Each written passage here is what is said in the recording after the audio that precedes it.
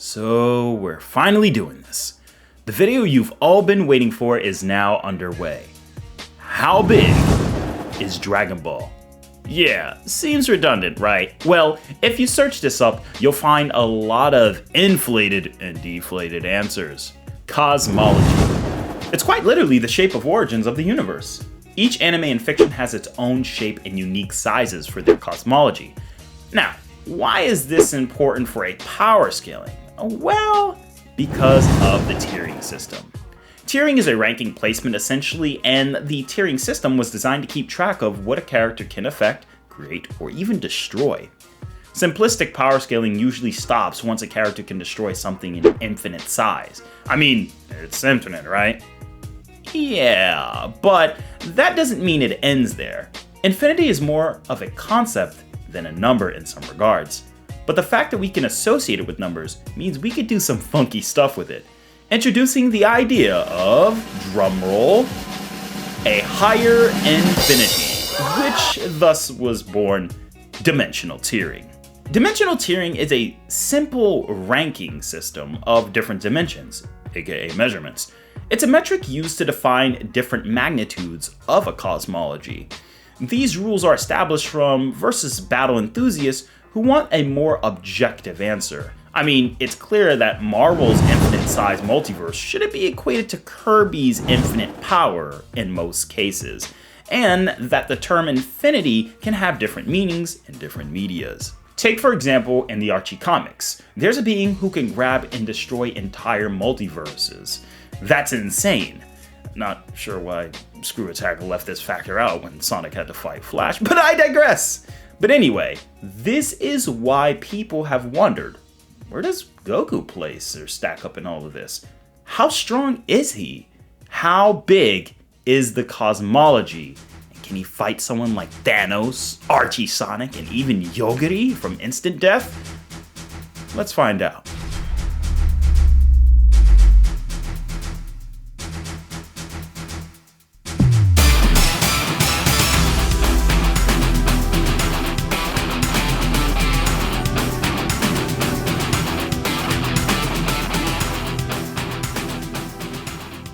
So a lot of you guys may have seen cosmology scaling videos trying to substantiate a tier for Goku, using data books, scans, and much more. But the culprit behind all these scans and hypotheses, the Dragon Ball higher dimensional meta, was me! Yes, I started it all in 2016, but moreover, I found more evidence in 2020. Now, is Goku universal, which basically is almost omnipotent or so, or is he lesser? You see, some people go too far and too low. So in my humble opinion, I have Goku ranked at, well, let's break it down. With evidence, bit by bit. Again, the goal of this video is to make the most objective scale for Goku in a mid-end with no assertions or giant leaps of assumptions, using axiomatic self-evidence and a preponderance of that evidence and how often it occurs. Let's continue. Starting off with the planet Earth, it is quite literally the same size as ours. No, Gohan and Nimbus taking minutes to fly from point A to point B isn't an indication that the planet is 100 times bigger than ours. This isn't Toriko. Toriyama went on record to even show that the moon is the same distance, indicating it has the same Roche limit. In fact, safe to say that majority of what's even in the solar system is the same, besides this scan that they might have more planets, but Bulma did indeed visit Jupiter before.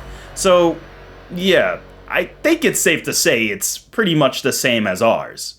And just to debunk that out of the way, no, just because it takes Vegeta several minutes to fly from point A to point B, knowing he's faster than light, isn't an indication that the planet is much bigger. It's just, it's just a statement he made. That's like saying Elder Hayato, who's clearly hypersonic in speed in Kenichi, took him, according to Kenichi, 9 hours to get to the center of Japan.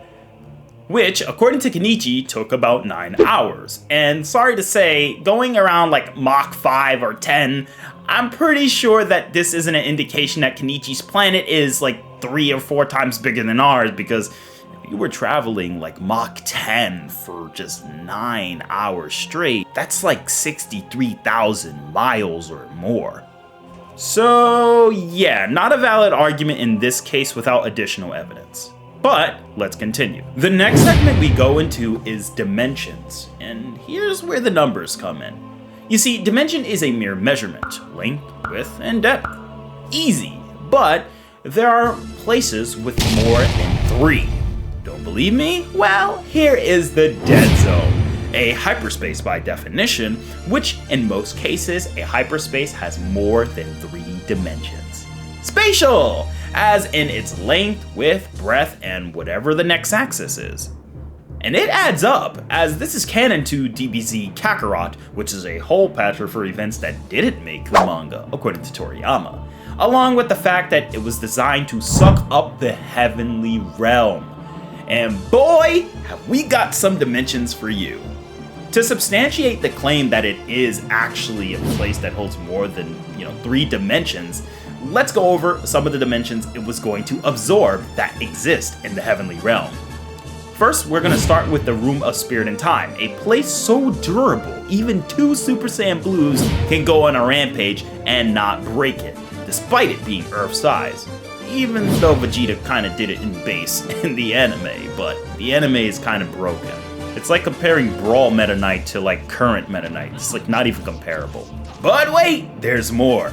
The Time Room, aka the Pendulum Room, which comprises of the past, present, and future, which even Toyotaro referenced and likely has continuity in the manga as well. Whoa, check it out! What is this place? Here, past, present, and future are mixed. Amazing! This is where you'll start your time trip. When Goku was with us, most of his training took place in this room. Since it allows one's mind to travel in time, which means it's a cognitive realm, showing it's definitely not restricted to just 3-dimensional shapes and vectors. But even more comes the SHINSENKAI, a hidden dimension, and given Popo was going as fast as he could, flying on his carpet, that device that traveled all the way to the northwest to Yonzabits in about a second or 2 or less? Yeah, this was after Bulma told him to go slow, by the way, so clearly given the time they were traveling in the Shinsenkai, it's clearly much bigger than what it looks like outside the lookout. So yeah, it's a pretty big realm. Minus the numeration of dimensions and barriers, it carries memories and powers of prior kamis, showing it's an otherworldly dimension that's clearly not limited to just 3-dimensionality. Yet, the Dead Zone would eat all of this for breakfast. Safe to say, if the Dead Zone can eat time itself, plus other cognitive dimensions and numerous other dimensions, it's likely 4D plus as a dimension. In other words, a 4th-dimensional realm that can eat 4th-dimensional realms. But we're just getting started. Now, this one is one of the more controversial ones, but it's very easy to explain.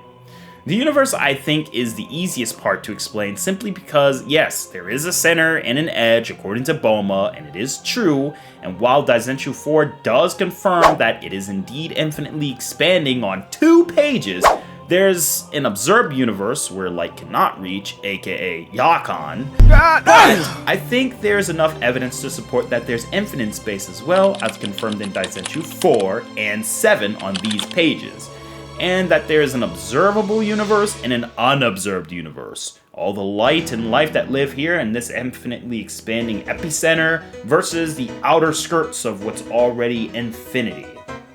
Yeah, very easy. So, yes, the mortal realm universe is infinite. But even more controversial than that, the afterlife is a higher dimension. Oh boy. Okay, first of all, people aren't even willing to accept that it's a separate space, despite that in 1989 on episode 8 specifically, the narrator confirms that it is a separate space in time, or the father and son are separated by space-time.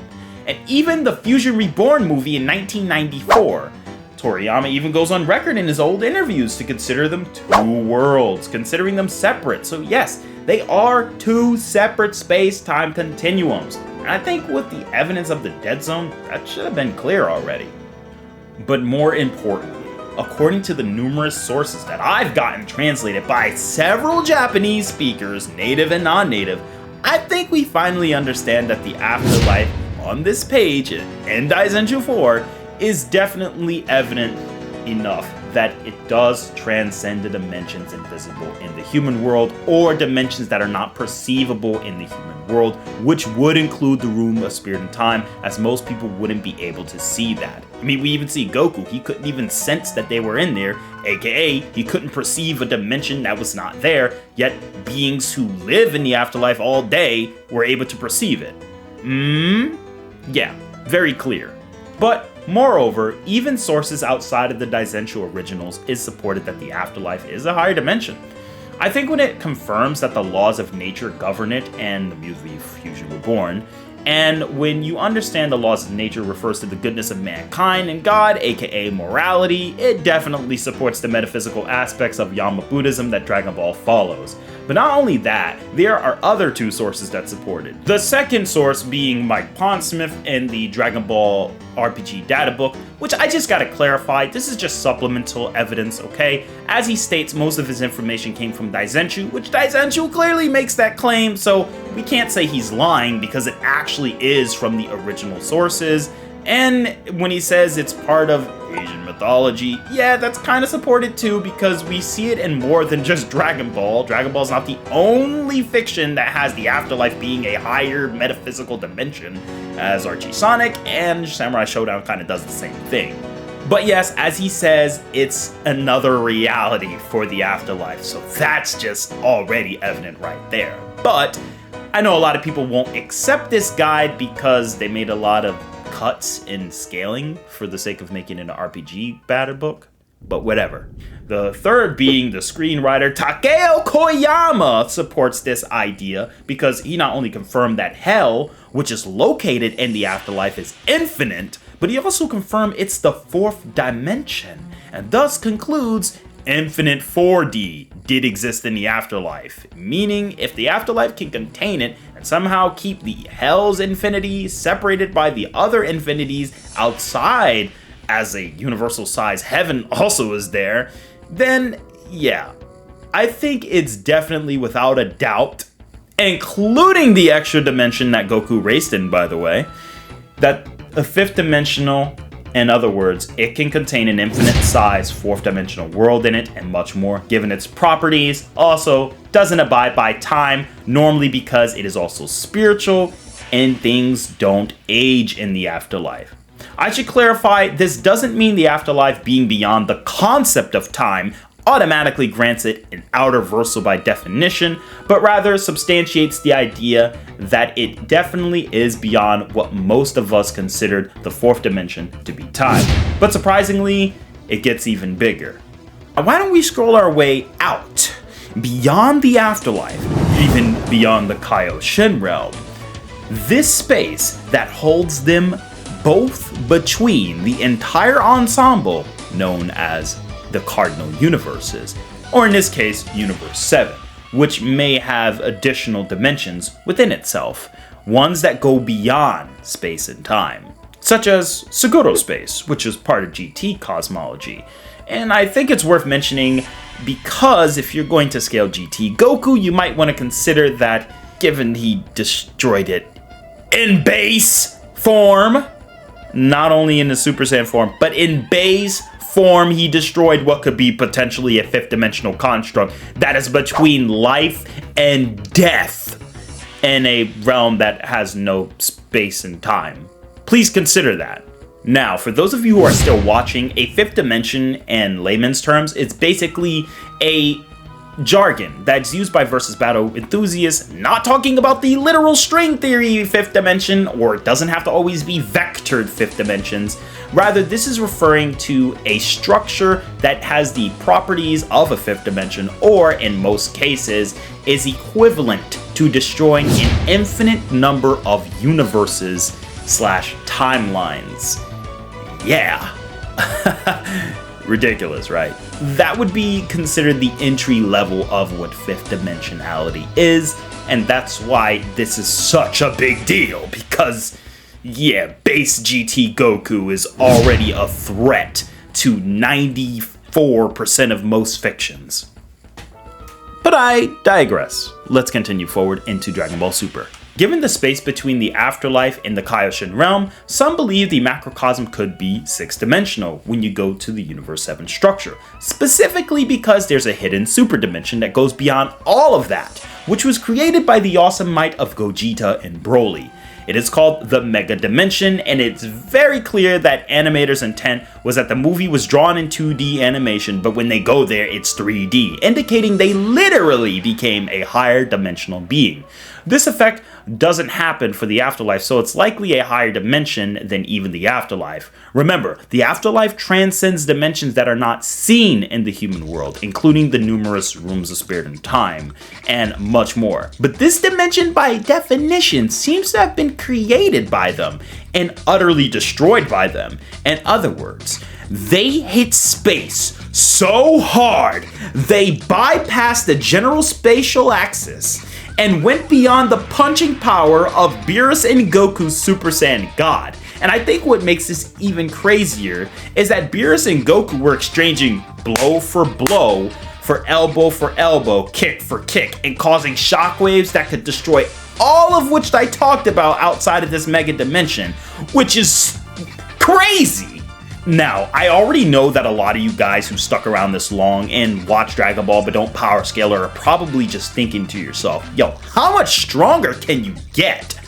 But again, we're not even done yet. This is just the hypothesis of the super dimension based on the evidence that has been presented. But there's even bigger places that go beyond it, known as the neutral zone, which was mentioned by Champa in chapter 6, page 10, originally in the Dragon Ball Super manga. Well, that's at least where the name comes from. However, the properties of the neutral zone allows these infinite gargantuan monsters to be contained within one another. The thing is, we don't know the dimensional scale and size. We just know that these black background containing these giant orbs is so big it allows these potential 6-dimensional orbs to be held within themselves. Now, when it comes to the dimensional scaling we were talking about, it's not very clear if it truly transcends, as this black background could indicate that it's infinite 6D while these are all finite 6-dimensional objects, because we don't know how big the super dimension truly was in terms of its scope. We just know it bypassed the afterlife. I think without assuming, and for the sake of keeping the consistency, we're going to just say it's greatly bigger than all the other universes, as it's hard to say it completely is of a different spatial axis, given that they are still able to exist there. But I suppose a 3D being could still reside in the 6D space. They just won't be able to comprehend it, as we'll only see them in 3D components. Whatever. Now, I should note that just because a dimension is spatially bigger does not mean it has to be of a different spatial axis. The examples I give all fit that definition. Now, I get it. A dimension is a form of measurement and you need axis to kind of evaluate that, but again, it doesn't always need to be vector or spatial. If you take a look at Zeno's world, that's going to be what we're talking about as well, because according to the V-Jump guide, we were told that it exists in a separate space or a different space. This definition definitely tells us that given its afterlife-like structure, it's likely being a parallel resemblance of how the afterlife transcends the living world, since Zeno world is the realm of higher gods, and this would be the world of the lower mortals in that context, and I suppose the lower gods in that case. It makes sense that this realm would be a higher dimension. And I think that the burden of proof, given the consistency of the patterns we've seen so far for Dragon Ball, has had with the cosmology, you know, the next realm is bigger than the next, and the next axiomatically, it would meet the general definition and scope, and the other person would have to prove that it doesn't meet this general pattern we've been seeing of higher dimensions. And I mean, how much more proof can you get? I mean, think about it. They play with universes like chess pieces, and I think it would be silly to say that every other realm is infinite. But this is not the case, given that they're standing on a pedestal. Bruh. So given that Zeno sees the worlds as less than bowling balls or physical objects, and the magnitude as what we could see here, it does likely sit on a dimension higher in this case, and I will give it the graduation to 7th dimensional structure. and I think we have enough evidence to finally pinpoint for the final ports outside of the world of Void, which we know nothing about, by the way. But outside of the fact that Kai, being a technique that can reach almost anywhere, can't reach there. So it might be above the next dimension we're talking about, which is known as the subspace.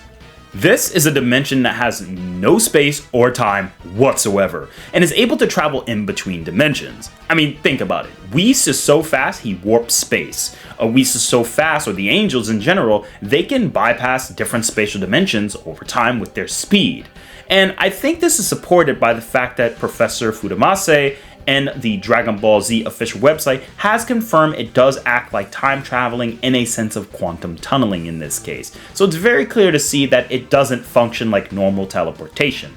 It is way more broken, and as a result, this tells us that since they can't travel through time, but they could travel through this space that exists outside a larger group hole that allows them to kind of jump in and out of existence, but outside of that, being a 8th dimensional existence, I think the world of Void, which we don't know where its placement is, sits alongside this, or alongside the time ring, which I will place at 9th dimension as a structure. As you see, it's very clear. I mean, think about it. They can jump from point A to point B anywhere else, but they need a special device to travel through time or leave outside of what looks like this brownish spatial axis that they're traveling in between. Here's a manga indication of that. And when you understand the basics of the probability plane, you understand that this super mega ultra timeline nexus is clearly, by definition, a 9th dimensional structure.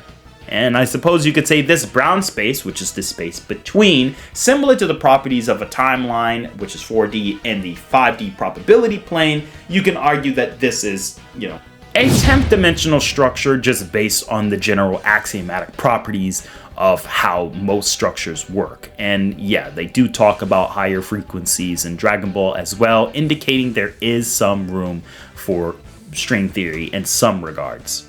I mean, after all, there is dark matter, which I think was supposed to be translated to antimatter. And the fact that something like that exists in Dragon Ball makes a lot of sense given the way Hakai behaves.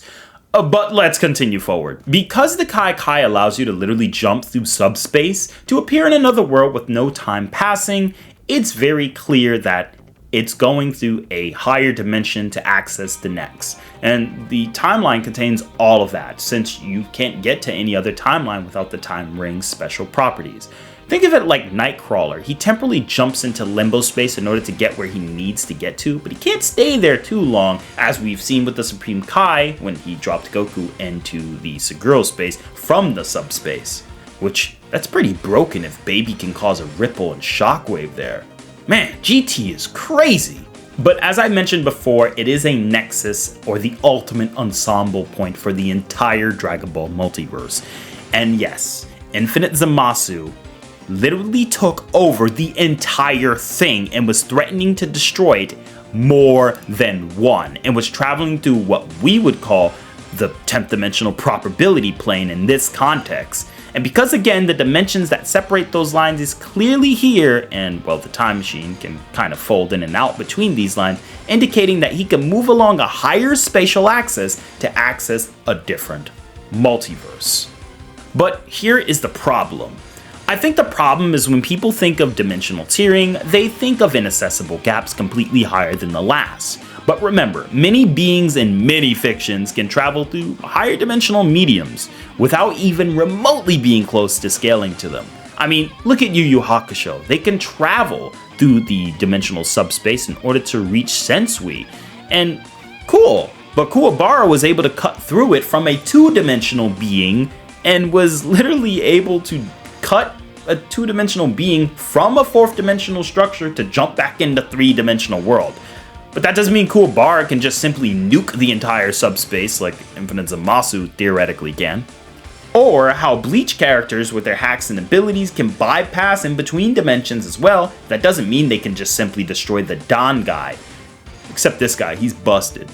And to make matters worse, when you factor in that this Infinite Zamasu is weaker than a suppressed Jiren, and Vegeta and Goku eventually bypassed that Zamasu. In fact, Goku was even confident that with another Senzu Bean, he'd be ready to scrap with Infinite Zamasu.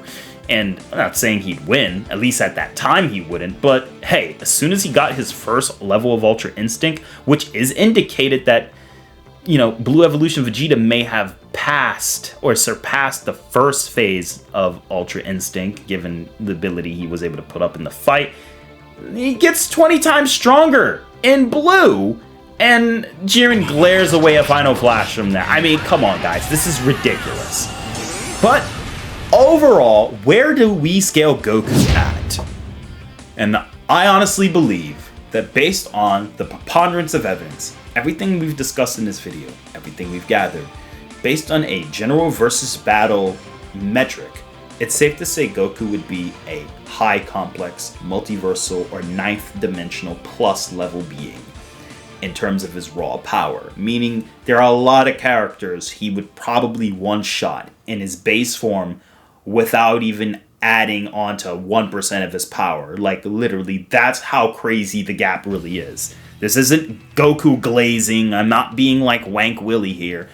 If you watched the whole video, you see me lay all the evidence out in front of you.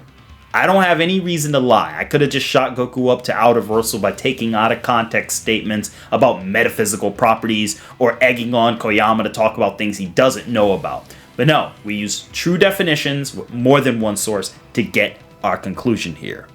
Now, for those of you who wanted a higher end definition of the outcome of this video, I did save this part for the end, so I hope you guys are entertained by this. Let's say you want Goku higher. Well, for the higher end definition, you would assume that the dead zone is a 4D spatial plus 1D temporal level dimension, making it 5D, which upgrades the afterlife to 6D. Meaning you can get the space between realms, between the Kaioshin realm and the afterlife, this black space here, to be on a different spatial axis in conjunction with the super dimension to be 7th dimensional. And yes, that even means you can technically make the assertion that if we go with the high end and assume that these patterns are consistently ever growing in a very straightforward pattern, then we would say the neutral zone would be 8th dimensional, Zeno world would be 9th dimensional, and the subspace would be 10th dimensional. In conjunction with the 11th dimensional timeline and the fact that Jiren and Goku hit higher levels of dimensionality when they got to that god level power, meaning that even though Zamasu traveled between the 11th dimensional space between them and could threaten to destroy all of them in the manga, and this consistency was in the anime, you could argue that Jiren and Goku at their peaks, including higher level beings off of the anime scaling like Granola, Orange Piccolo, Beast Gohan, could all potentially hit low hyper-versal. So I think that is a very fair assessment. They probably will still get slapped by this guy here, which he is banned because damn you, Iori. But you guys get the point. Now, sticking with the mid-end, like I said earlier, he may not be outer-versal like people think he is, or some people exaggerate him to be. But he's definitely a threat to 95% of most fiction. And absolutely no, I don't think a lot of these fictional characters stack up to the dimensionality of where we just talked about. Including the novels and these comics, they don't really have much evidence to place. Whereas in this video, I just provided you all the evidence right there. I walked you through it. But who knows? Maybe I'll review these later on. And if this video gets over 1,000 likes, I'll do a video on how to scale a cosmology the right way. But there we have it. Now we kind of get an idea of how crazy big the Dragonball Cosmology is and how freakishly strong Goku really is. It's insane. He's literally a Marvel level character. And that's saying a lot considering how stupidly broken they can be. But anyway, I hope this guys gave you a new perspective of the Dragon Ball's cosmology, this video, and let it be known as an official scale for the Dragon Ball cosmology, at least as of 2024 when this was made. And if you enjoyed this video, be sure to subscribe, like it, and if you enjoy content like this, continue to support me, and I can make this full time, and we'll have more videos to come. Be also sure to, if you guys are interested, to subscribe to my Patreon and follow for more cool updates on the current webtoon comic I'm making, known as Evive, Son of Levi, made by me. Yes, me! But anyway, I hope you guys enjoyed this video. This is Atari HMB, and thank you everyone for watching. I'm signing off. Peace.